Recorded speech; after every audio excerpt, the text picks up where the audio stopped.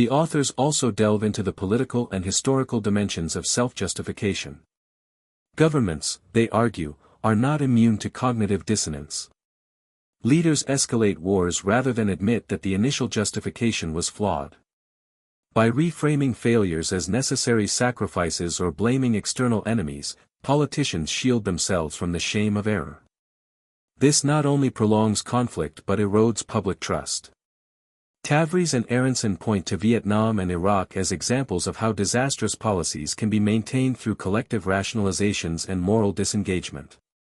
One of the most gripping sections examines the behavior of professionals, therapists, doctors, and scientists, who cling to debunked theories or treatments. The authors argue that the more prestigious the status or the more severe the consequences of admitting error, the greater the need to rationalize. A doctor who misdiagnoses a patient might persist in their error to protect their ego, even if it means worsening the patient's condition. The authors stress that scientific progress depends on humility and the willingness to be wrong, yet even science is not immune to the seductions of self-justification. Education, too, is a domain rife with dissonance. Teachers and administrators might hold on to outdated or ineffective methods because abandoning them would mean acknowledging that years of students may have been poorly served. The book shows that educational reforms often fail not because they are ineffective, but because they require people to change deeply held beliefs about intelligence, discipline, and fairness. Admitting a mistake in one's teaching philosophy is not just a professional challenge, it's an existential threat to identity. Tavris and Aronson make clear that self-justification is not the same as lying. Liars know they are deceiving others. Self-justifiers deceive themselves first, then others. They genuinely believe their revised memories or stories, which makes their convictions more dangerous. This is why debates and confrontations rarely change minds. The person you're arguing with doesn't see themselves as wrong, they've constructed a reality in which they are right.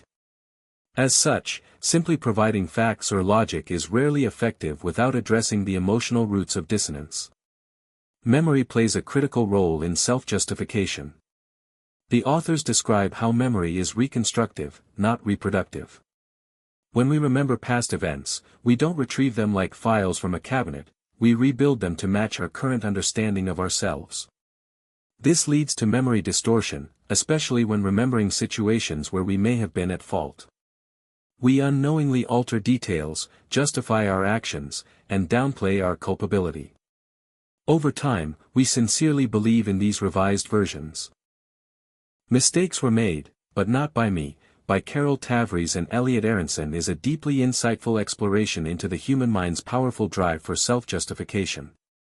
At its heart, the book explains why individuals, groups, and even entire societies cling to beliefs, actions, or decisions long after they've been proven wrong.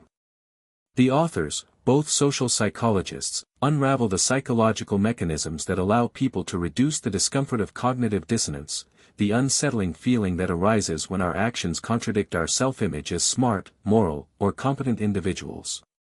The book opens with an essential concept, cognitive dissonance theory. Developed by Leon Festinger, it proposes that we strive for internal consistency between our beliefs and behaviors.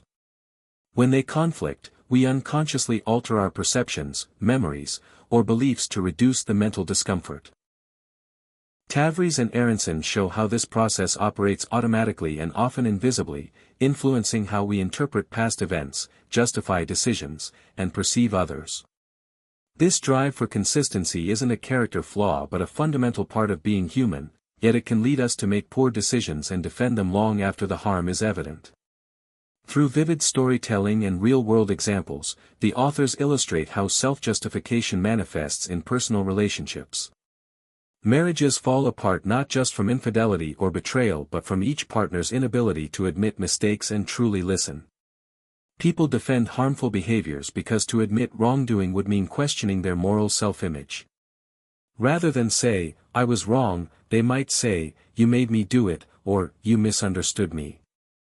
The book demonstrates that small acts of self-justification can snowball into larger rifts over time. In the legal system, the consequences of self-justification can be devastating.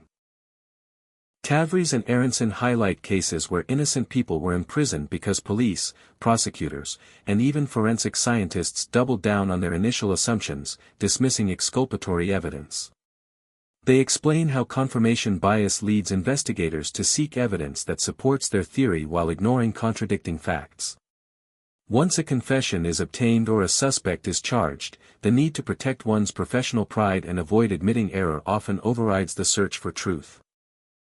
What makes the book especially impactful is its relevance to daily life. Tavris and Aronson encourage readers to recognize the signs of self-justification in themselves, not to shame or punish themselves, but to interrupt the cycle. The key is awareness, noticing when defensiveness rises, when blame is redirected outward, or when one's narrative seems too perfect. They argue that growth, in relationships and personally, depends on the ability to sit with discomfort, admit fault, and learn from it. Rather than promoting a harsh or punitive attitude toward error, the book advocates for curiosity and compassion. It suggests that the best way to change someone's mind isn't to attack their beliefs but to help them preserve their dignity while considering new perspectives. When people feel safe to admit they're wrong without shame, they're more likely to change. This idea has profound implications for conflict resolution, parenting, therapy, and leadership.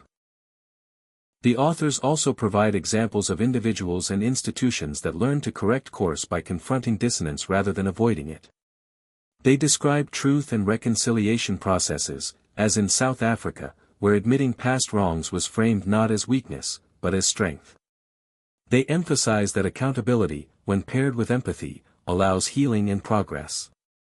Institutions that create cultures of reflection and accountability fare better than those that punish error or encourage denial. In its closing chapters, the book turns toward the reader with a clear and empowering message. The impulse to self-justify is universal, but it's not destiny. We can train ourselves to pause before reacting defensively, to question our assumptions, and to seek feedback with humility.